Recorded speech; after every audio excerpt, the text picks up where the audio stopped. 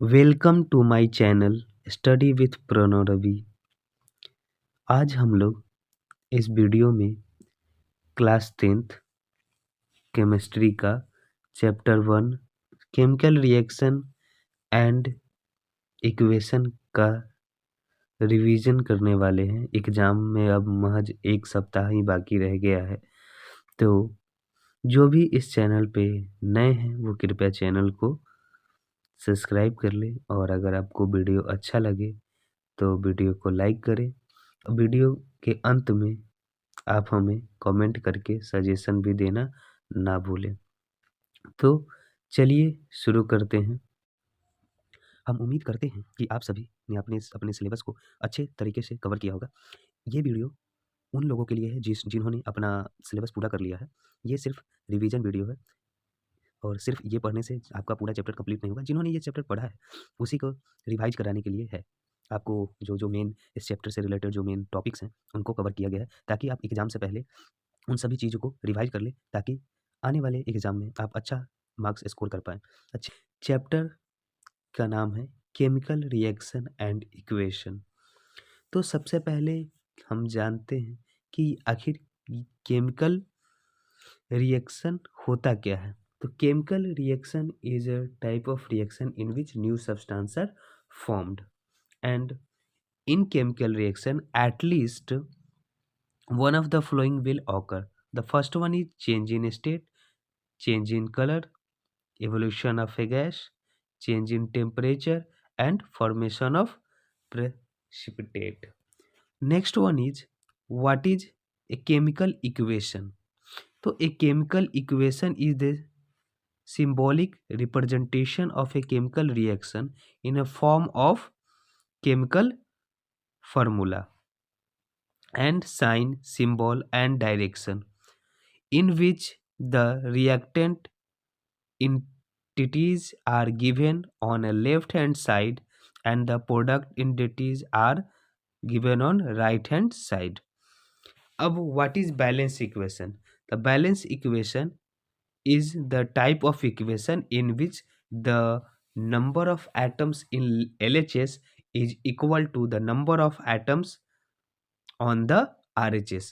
कहने का मतलब कि एक बैलेंस इक्वेशन उस तरह का इक्वेशन होता है जिसमें जितने number of atom left hand side में होता है यानी रिएक्टेंट में होता है, उतना ही एटम जो है प्रोडक्ट में होता है यानी कि RHS में होता है, राइट हैंड साइड में होता है।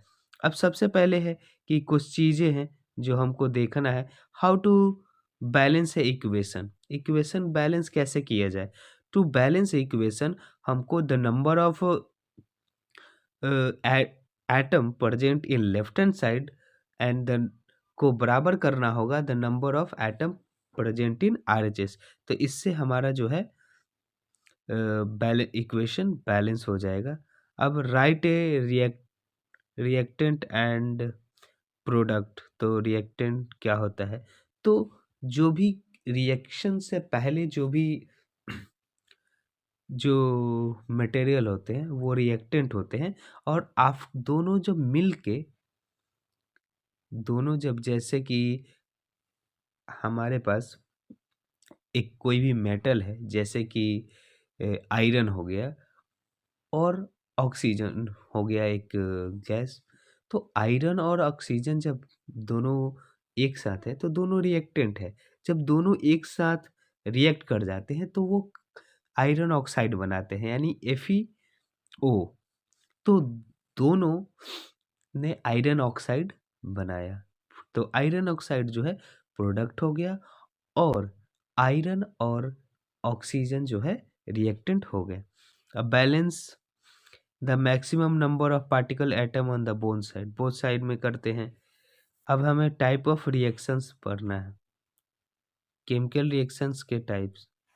Type of chemical reaction, type of chemical reaction. तो first one is combination reaction. तो पहला है कॉम्बिनेशन रिएक्शन। तो टू और more reactant combine to form a single product is known as combination reaction. तो जिस रिएक्शन में दो या दो से अधिक रिएक्टेंट कंबाइन करके एक सिंगल प्रोडक्ट बनाता है, उसे हम कॉम्बिनेशन रिएक्शन कहते हैं। एग्जाम्पल, CaO जो एक सॉलिड फॉर्म में है, कैल्शियम ऑक्साइड को जब H2O जो कि लिक्विड स्टेट में होता है से मिलाते हैं तो कैल्शियम हाइड्रोक्साइड बनता है। फिर दूसरा एग्जाम्पल है कि जब हम हाइड्रोजन को ऑक्सीजन से मिलाते हैं तो वाटर बनता है। अब जैसे कि H2 plus O2 equal to 2H2O। Second है exothermic reaction. The heat get released in the reaction. Most combination reaction are exothermic. तो वैसा रिएक्शन जिसमें हीट का रिलीज हो उसे हम लोग एक्जोथर्मिक रिएक्शन कहते हैं। जैसे कैल्शियम ऑक्साइड मतलब CaO प्लस H2O जब बनाता है तो कैल्शियम हाइड्रोक्साइड होता है, जिसको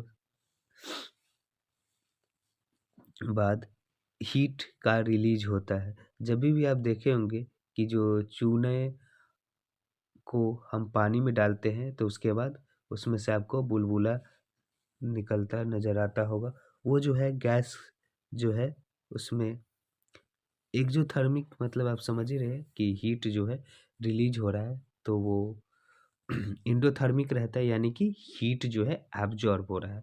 ठीक है, अब है इंडोथर्मिक, अभी ही हम लोग पढ़े हैं।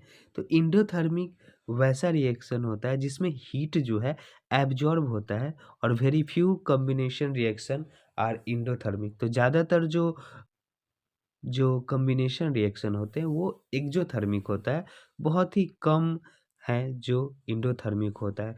जैसे कि नाइट्रोजन और ऑक्सीजन को मिलाते हैं तो NO2 मिलता है, जिसमें हीट जो है एब्जॉर्ब हो जाता है। नेक्स्ट टाइप ऑफ रिएक्शन है हमारा decomposition reaction. A single reactant break into several simple product, कि एक सिंगल रिएक्टेंट जो है सेवरल प्रोडक्ट में टूट जाता है तो उसको हम लोग डिकम्पोजिशन रिएक्शन कहते हैं।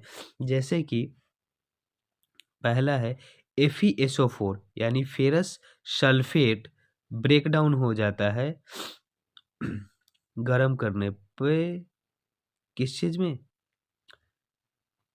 Fe2O3 फेरस ऑक्साइड में, SO2 एंड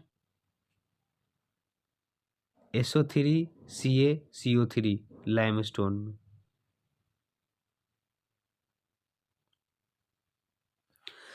ये सारे एग्जाम्पल्स हैं, आप देख लीजिएगा। फिर all the decomposition reaction are endothermic, जितने भी जो डिकम्पोजिशन रिएक्शन है वो सारे इंडोथर्मिक होते हैं बिकॉज दे एब्जॉर्ब हीट। अगर एक नंबर का सवाल कभी कभी पूछ लेता है कि why the decomposition reaction are endothermic, तो हम बोलेंगे कि decomposition reactions are endothermic because they absorb heat. Okay, the next one and the very important type of reaction is displacement reaction. तो डिस्प्लेस शब्द से आप तो जानते ही हैं कि जगह चेंज करना, डिस्प्लेस करना मतलब जो अभी है उस जगह से दूसरे जगह पे। तो इस रिएक्शन है कि इन displacement more reactive metal can displace less reactive metal from there compound in A aqueous solution, however A less reactive metal can not displace A more reactive metal. तो डिस्प्लेसमेंट रिएक्शन में जो more reactive metal होता है less reactive metal के उसके component से equals solution में हटा देता है, जबकि जो लेस रिएक्टिव मेटल होता है वो हाई रिएक्टिव मेटल को नहीं हटा सकता। जैसे कि CuSO4 प्लस Zn से क्या बन जाता है, ZnSO4 एंड कॉपर जो है बाहर रह जाता है। तो अब क्योंकि कॉपर और जिंक में, जिंक जो है हाईली रिएक्टिव मेटल है, तो इसीलिए CuSO4 में, कॉपर सल्फेट में जब जिंक से रिएक्ट कराया जाता है तो हमारा जो प्रोडक्ट बनता है वो होता है जिंक सल्फेट, और जो कॉपर है वो अलग हो जाता है, because the zinc is highly reactive than जो है कॉपर। तो आपको, आपने रिएक्टिव जो है उसका वो मैं लगा दूंगा, आप उसमें देख लीजिएगा, तो उसके से आप याद कर सकते हैं। तो आपको पता चल जाएगा कि कौन सा अ, जो मेटल है वो मोर रिएक्टिव है और कौन लेस रिएक्टिव है। तो आगे बढ़ते हैं।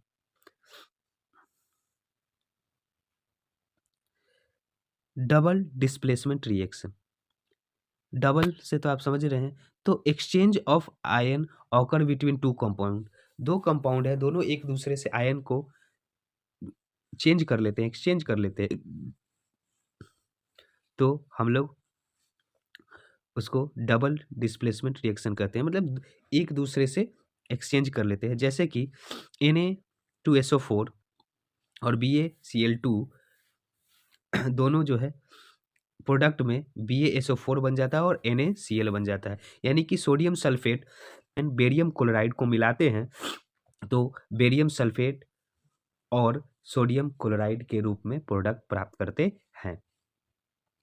अब नेक्स्ट है कि कुछ इंपॉर्टेंट टॉपिक यहाँ पे देखना है कि when the aqueous solution of two compound react by exchanging their respective ions such that one of the product formed in insoluble salt appear in the form of a precipitate, then the reaction said to be precipitation reaction।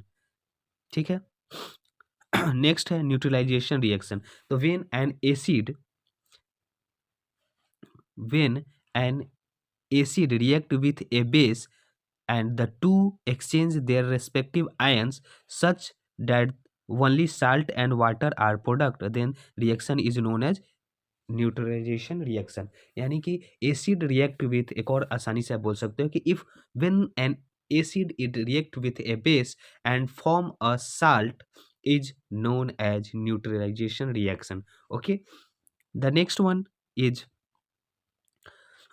gas forming reaction, when two components react with each other and displace their ion in such a manner that one of the product form either decomposes into gaseous compound or is formed in a gaseous state, then this reaction is called gas forming reaction।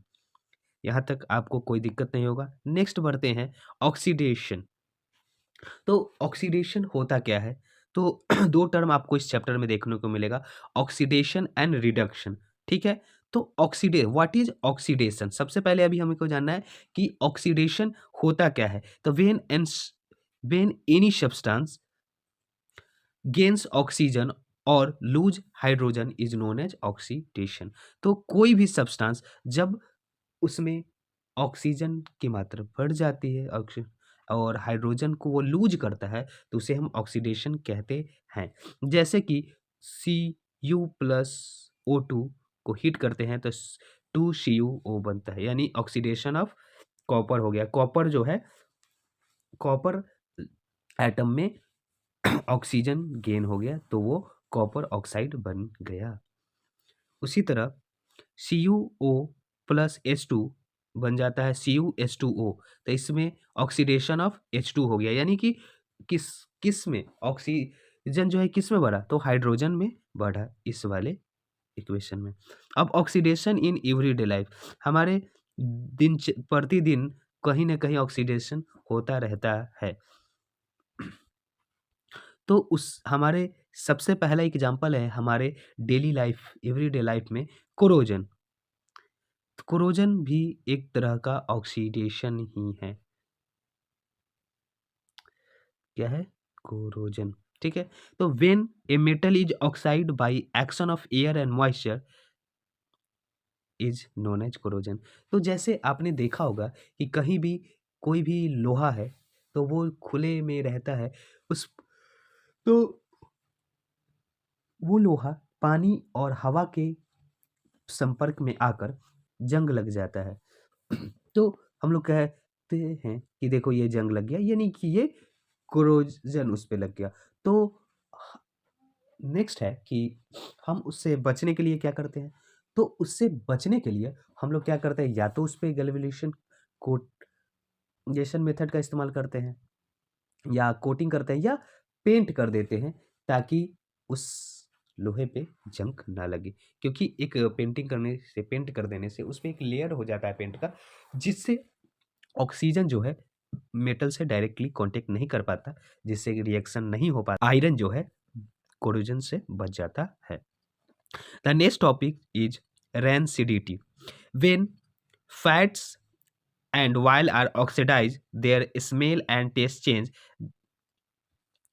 तो जब भी जो fat है, वसा है और तेल है, वो ऑक्सीडाइज हो जाता है, तो उनके जो गंध है वो बदल जाते हैं, उनके जो टेस्ट है वो बदल जाते हैं। जैसे जब भी हम लोग जो भोजन है उसको खुले में रख दें, तो वो स्मेल करने लगता है।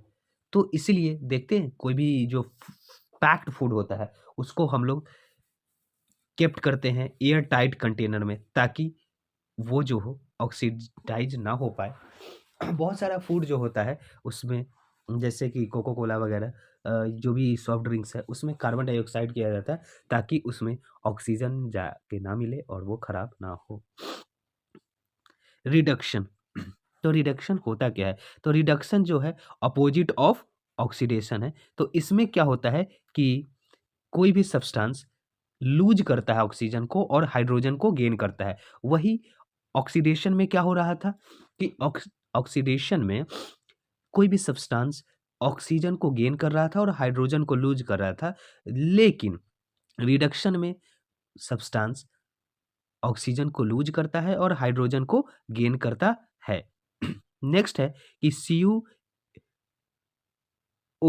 कॉपर ऑक्साइड प्लस H2O को हीट करते हैं तो कॉपर प्लस वाटर बनता है। तो इसमें जो कॉपर है, कॉपर जो है ऑक्सीजन को लूज किया, तो वो क्या हो गया?